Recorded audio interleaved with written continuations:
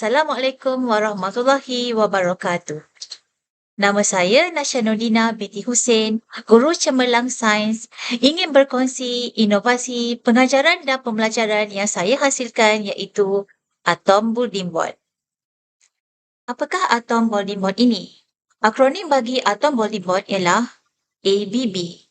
Ia merupakan bahan bantu mengajar yang telah saya cipta untuk membantu murid khususnya bagi mata pelajaran sains dan kimia. Bahan bantu mengajar ini adalah untuk membantu murid yang pertama, mempelajari subatom bagi suatu unsur iaitu subatom terdiri daripada proton, elektron dan neutron. Yang kedua, membina struktur atom bagi suatu unsur. Dan yang ketiga, membina kefahaman tentang isotop. Keempat, menjelaskan susunan elektron bagi suatu unsur, khususnya bagi unsur yang mempunyai nombor atom atau dikenali nombor proton 1 hingga 18. Ini merupakan struktur atom building board yang terdiri daripada sebuah papan berbentuk segi empat tepat di mana di atas papan ini merupakan satu rujukan yang mewakili subatom proton, elektron dan neutron. Dan binaan atom building board terdiri daripada dawai yang mewakili petala elektron dan juga paku untuk memasang pada dawai tersebut.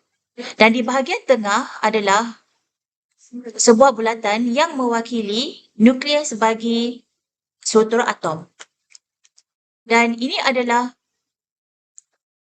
6 keping papan atom building board yang telah saya bina, yang akan digunakan dan telah digunakan oleh murid-murid saya bagi mata pelajaran sains, terutamanya semasa mereka belajar mengenai topik atom dan juga isotop. Material yang diperlukan untuk menggunakan atom building board ini hanya menggunakan plastisin yang pelbagai warna, dan aktiviti ini sangat menarik untuk dilakukan oleh murid-murid bagi menarik minat mereka mempelajari mata pelajaran sains dan juga kimia. Saya akan menerangkan penggunaan atom building board. Yang pertama, murid dapat mempelajari subatom bagi suatu unsur iaitu proton, elektron dan neutron bagi struktur atom itu.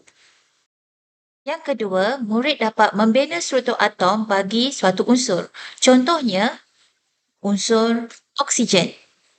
Struktur atom bagi unsur oksigen mempunyai nombor proton 8, nombor nukleon 16. Bilangan elektron bersamaan dengan nombor proton iaitu 8.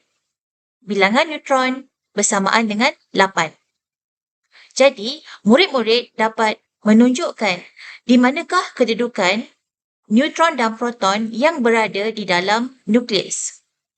Elektron berada di luar nukleus iaitu berada di petala elektron bagi struktur atom itu.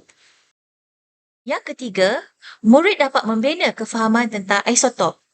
Maksud isotop ialah unsur yang atomnya mempunyai bilangan proton yang sama tetapi bilangan neutron yang berbeza. Contohnya, isotop hidrogen.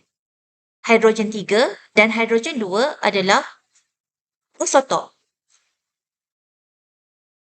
Isotop karbon. Karbon 12 dan karbon 13 merupakan isotop. Dan isotop oksigen, oksigen 18 dan oksigen 16. Yang keempat, murid juga dapat menjelaskan pembentukan ion positif dan ion negatif. Contohnya, ion positif ataupun dikenali dengan kation. Murid dapat membina atau menunjukkan ion magnesium ataupun ion negatif atau dikenali dengan nama anion. Murid dapat menunjukkan contoh ion negatif iaitu ion klorin dengan menggunakan atom building board. Seterusnya, yang kelima, Murid dapat memahami susunan elektron bagi suatu unsur, iaitu unsur yang mempunyai nombor proton 1 hingga 20. Murid dapat menentukan kedudukan elektron yang berada di petala luar untuk menunjukkan susunan elektron itu. Contohnya, bagi atau unsur sulfur yang mempunyai susunan elektron 2, 8, 6.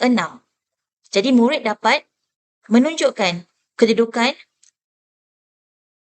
2 elektron berada di petala pertama, 8 elektron berada di petala kedua dan 6 elektron berada di petala ketiga. Atau contoh unsur atom lain ialah argon. Susunan elektron bagi argon ialah 288. Jadi murid dapat menunjukkan 2 elektron berada di petala pertama, 8 elektron berada di petala kedua dan 8 elektron berada di petala ketiga.